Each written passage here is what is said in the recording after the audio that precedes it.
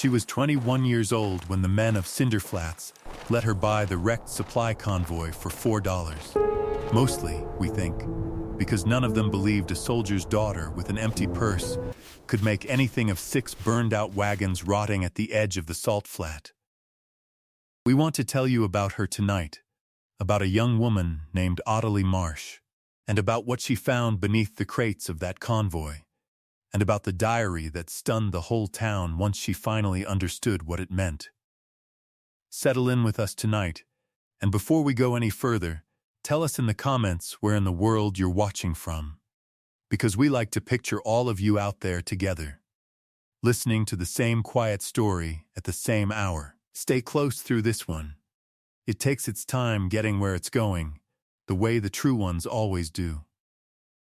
And if these long, slow frontier stories are the kind you come back for, we'd be glad to have you subscribe before we go on, so the next one finds you when it's ready. Ottilie Marsh was born at Fort Reading, a small army post on the edge of the territory, the only child of a quartermaster sergeant named Elijah Marsh and a laundress named Constance, who died of a fever when Ottilie was 6. Elijah Marsh raised his daughter within the post itself for the years that followed, in the plain, practical way of a man who has spent his adult life keeping account of wagons and rations and horseshoes and knows no other way to love a child than to teach her to be useful. He taught her, before she was 10, how to read a supply manifest, how to pack a wagon so the weight sat even over the axles, how to judge by the sound of a wheel whether a rim had begun to loosen, and how to keep her own small ledger of whatever little she owned. Because a person who could not account for what was hers, he told her more than once, would never be trusted to account for anything larger.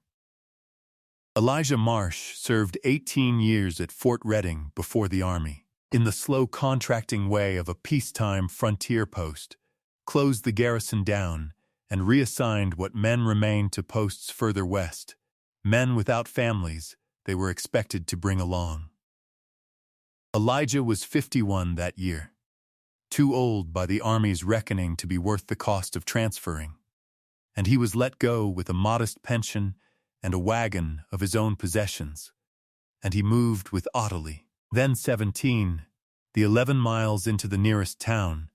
a rough salt-trading settlement called Cinder Flats,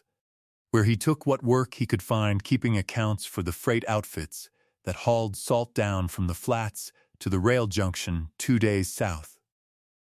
He died 2 years later, in the winter of Ottilie's 19th year, of a fall from a loading platform that the town doctor said should not by rights have killed a man, except that Elijah Marsh's heart, weakened by 18 years of hard service, had simply given out from the shock of it before help could reach him. Ottilie buried her father in the small cemetery above Cinder Flats,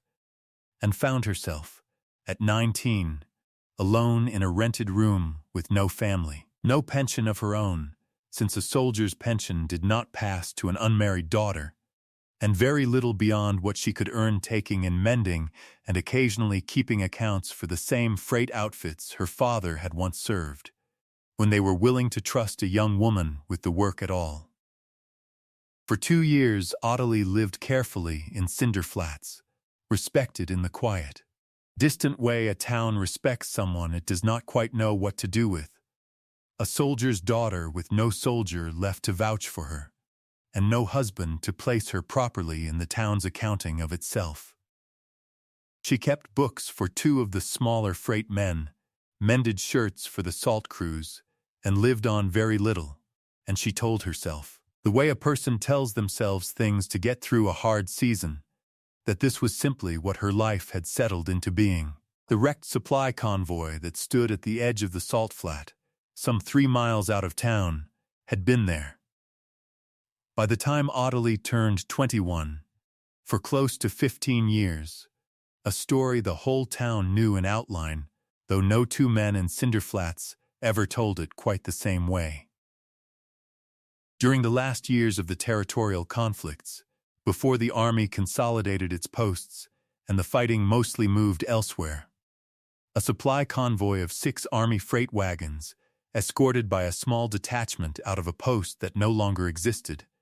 had been caught in a sudden alkali storm, crossing the open flat,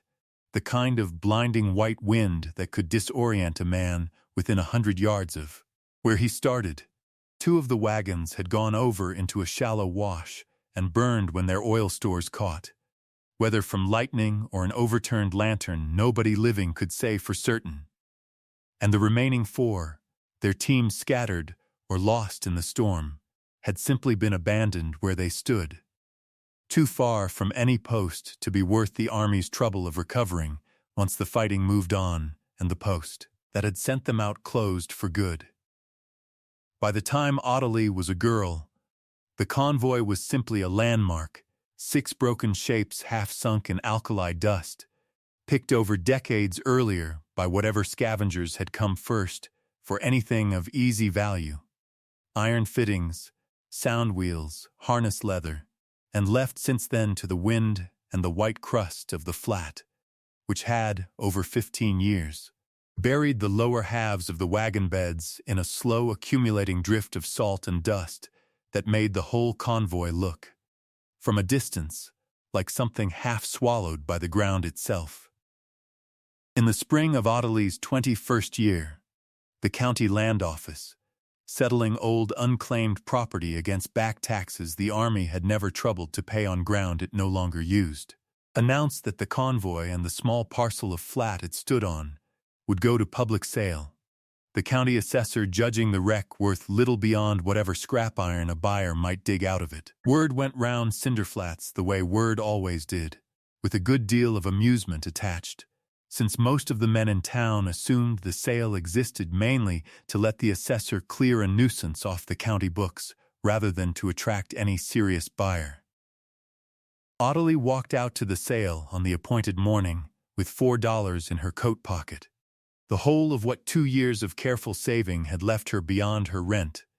telling herself, the same as she had told herself walking to a certain auction once before in her father's company as a girl, that she was only going to watch. The assessor opened the bidding at $2, more out of formality than expectation, and when nobody in the small gathered crowd troubled to raise a hand, Ottilie found herself, to her own surprise nearly as much as the crowd's, saying $2 herself, if only, she told herself later, because it seemed a shame to let something her father might once have hauled supplies alongside simply be forgotten for want of a single bid. A ripple of low laughter went through the men gathered, not unkind exactly, the particular kind of laughter a small town saves for a young woman doing something it does not expect of her,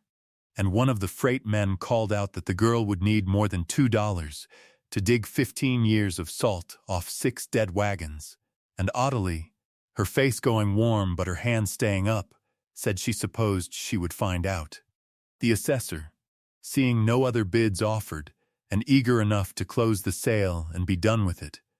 let it climb only to $4. The freight man who had spoken up bidding once more mostly for the sport of it, before shaking his head and stepping back, and the gavel came down, and Ottilie Marsh walked away that morning owning, for $4, 6 burned and buried wagons, and the salt flat ground beneath them, and having spent, once again, every last cent she had saved. She began the work of digging them out 3 days later, alone,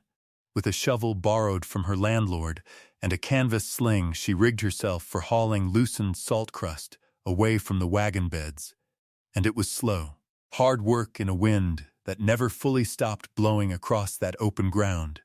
and more than one afternoon in that first week she sat down in the lee of a wagon wheel and wondered plainly whether she had spent her last $4 on nothing more than a very large, very stubborn hole to dig. It was on the 11th day, working the 3rd wagon, the one least damaged by the old fire, that her shovel struck something beneath the salt crust harder and more regular than buried ground had any right to be. And clearing the crust away with her hands, she found the wagon's floor, still largely intact beneath 15 years of drift, and beneath a warped section of that floor, a shallow space that had been dug out and lined,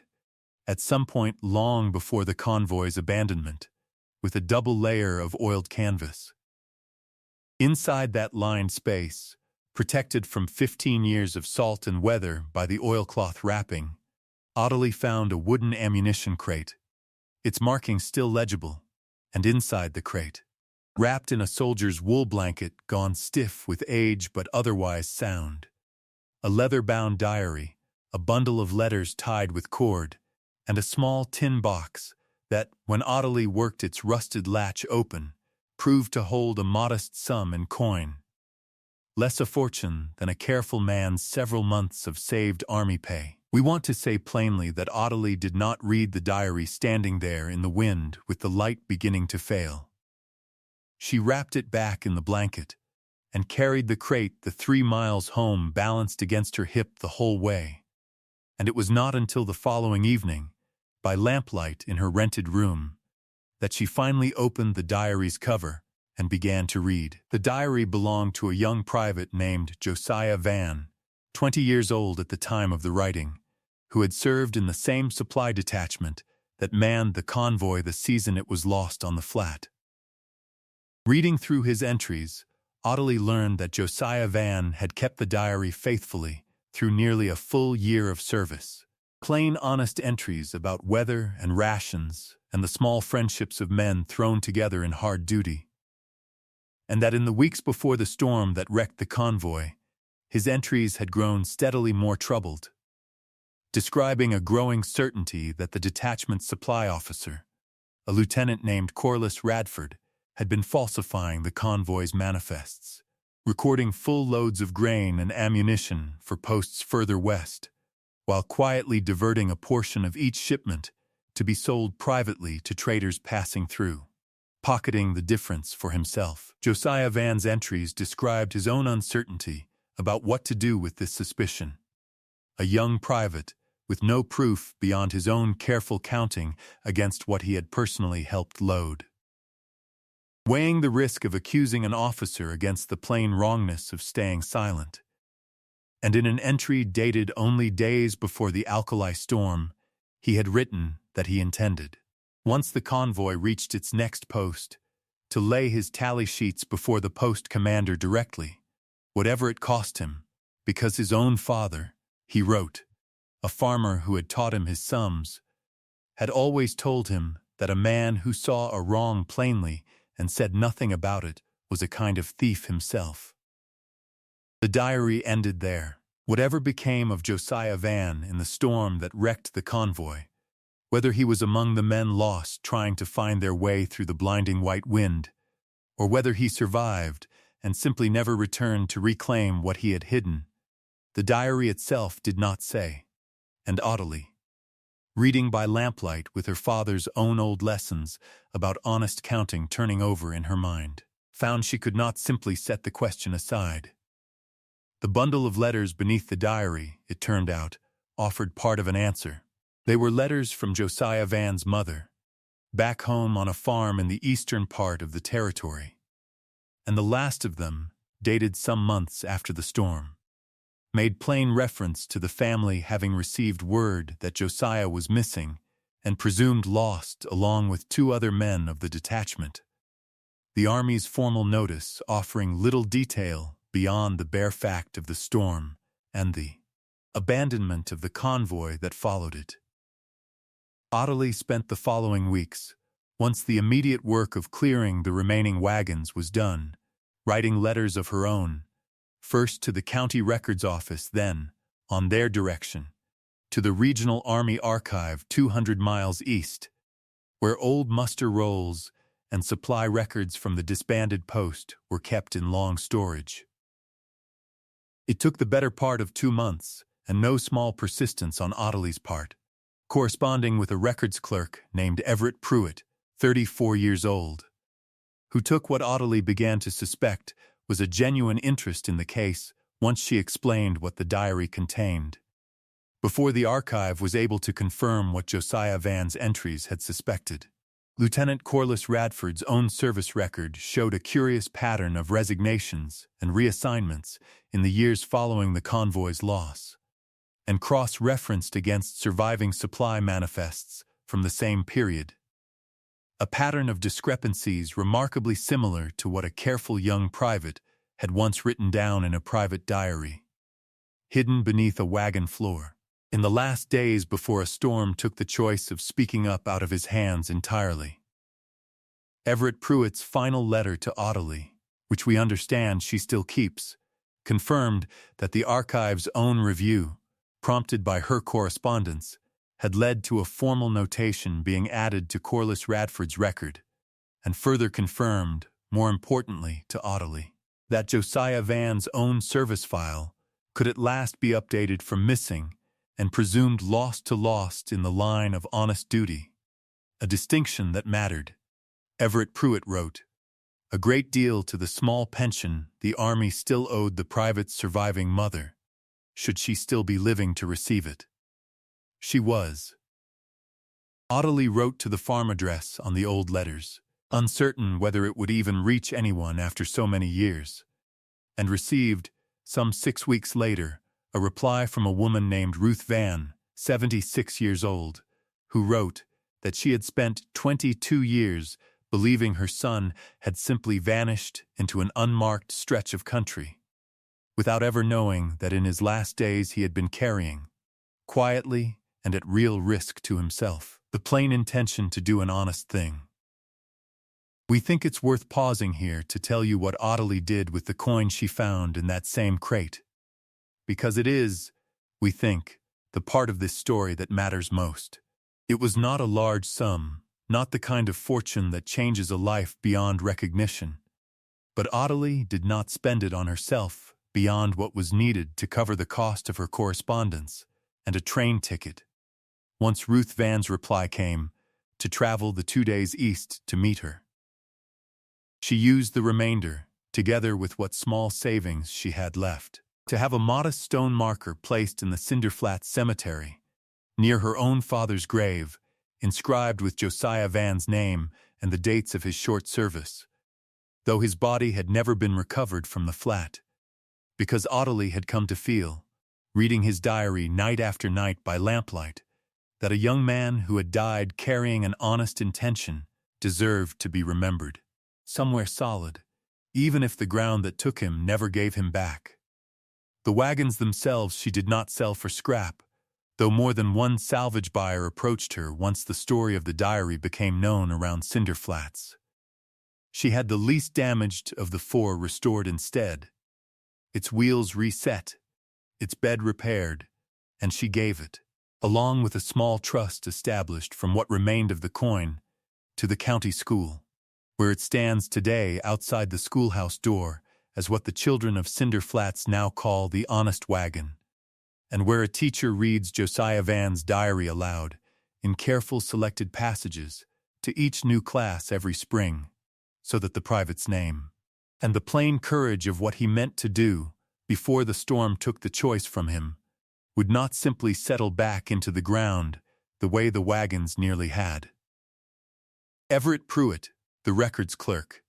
corresponded with Ottilie a while longer than the case strictly required, and in time the correspondence became something more than professional. And though we won't tell that part of the story tonight, we can tell you that Ruth Van, in her later letters, took to calling Ottilie the daughter her son's own honesty had finally brought home to her, which we think is as fine a thing as this story has to offer. Ottilie Marsh kept books in Cinder Flats for many years after, respected now not in the distant, uncertain way the town had once regarded a soldier's orphan daughter, but plainly and by name, and she trained in time 2 young clerks of her own, and told each of them, in words she had turned over a long while, before she found the courage to say them the first time, that a person who counts honestly, even when no one is watching and nothing seems to hang on it, is doing the quiet work that decides, sooner or later, whose name gets remembered rightly, and whose does not. On certain evenings, Ottilie still walks the 3 miles out to the salt flat, to the low stone marker that bears a name that was never truly hers to give, but that she gave anyway. And she stands there a while in the wind that never quite stops blowing across that ground, and she thinks of a young private, 20 years old, who wrote down a plain, hard truth in a diary he hid beneath a wagon floor rather than say nothing at all, and who never lived to see it read. Ottilie Marsh was 21 years old when the men of Cinder Flats let her buy 6 wrecked wagons for $4, believing there was nothing left in them worth the trouble of digging out. And she was not yet 22 when the whole town learned, all at once, exactly how wrong they had been. If this one sat with you the way we hope it did, we'd be glad if you left it a like before you go, and told us in the comments where you're watching from tonight, and whether there's a small, honest thing in your own family's history that took longer than it should have to come to light. We'll be back soon with another story from this same quiet country. Until next time, stay close.